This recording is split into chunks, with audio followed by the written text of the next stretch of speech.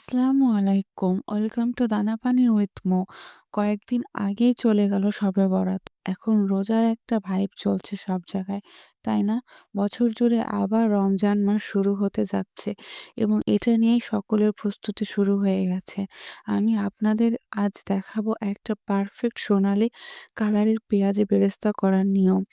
অনেকে দেখা যায় পেঁয়াজ বেরেস্তা করলে তেল চিপচিপা হয়, কখনো কাঁচা থাকে, কখনো আবার বেশি পুড়ে যায়।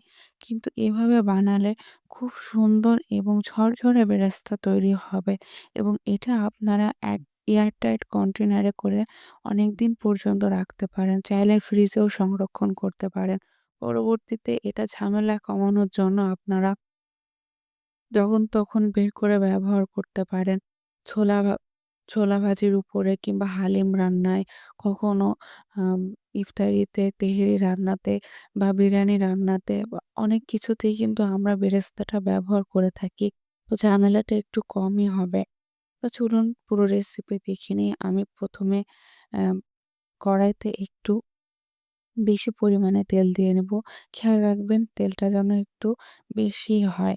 আমি এখানে অলমোস্ট ৩ কাপের মতন তেল দিয়েছি এবং আমার পেঁয়াজটাও প্রায় ৩ কাপের মতনই আছে।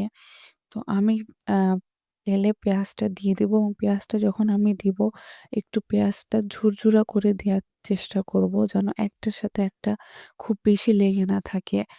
আমি একটু হাত দিয়ে আ চেপে তারপরে তেলের ভিতরে দিয়েছি এবং আমি এখানে একটু লবণ দিয়ে দিব।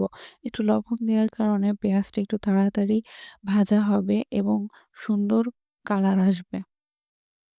আমি এখানে আস্তে, আস্তে নেড়ে, নেড়ে পেঁয়াজটা ভাজবো এবং পেঁয়াজ ১ম দিকে আমি এটার ফ্লেমটা অনেক বাড়িয়ে রাখবো।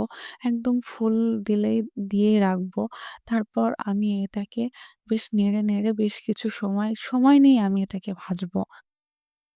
তারপর একদম শেষের দিকে এসে যখন একটু ব্রাউনিশ কালার হয়ে আসবে তখন আমি আঁচটা কমিয়ে দেব এবং আস্তে, আস্তে তখন আমি নেড়ে, নেড়ে এটাকে ভেজে নিব। তারপর আমি এটাকে নামিয়ে নিব। আমি কিন্তু গরম তেলের মধ্যে এটাকে একদমই রেখে দেব না এবং একটু যখন সোনালি, সোনালি কালার থাকবে তখনই আমি এটাকে নামিয়ে নিব। এটা যদি আপনি একদম আরো বেশি গাঢ় সোনালি কালার করে নামাতে যান তাহলে দেখা যাবে যে নামানোর পর এটার কালারটা আরো একটু ডিপ হয়ে গিয়েছে।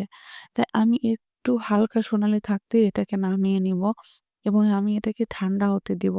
ঠান্ডা হওয়ার পর আপনারা এটা দেখতে পাবেন খুব সুন্দরভাবে ঝুরঝুরা হয়ে গেছে এবং পুরোপুরি যখন ঠান্ডা হয়ে যাবে তখন আপনারা এটাকে এয়ারটাইট কন্টেনারে রাখবেন এবং এটা অনেকদিন ব্যবহার করতে পারবেন। রোজার ভিতরে একটা ঝামেলা কিন্তু আপনাদের কমে যাবে। তো আপনারা এভাবে ট্রাই করে দেখতে পারেন। আশা করি আপনাদের উপকারে আসবে এবং আপনাদের অনেক সময় বেঁচে যাবে।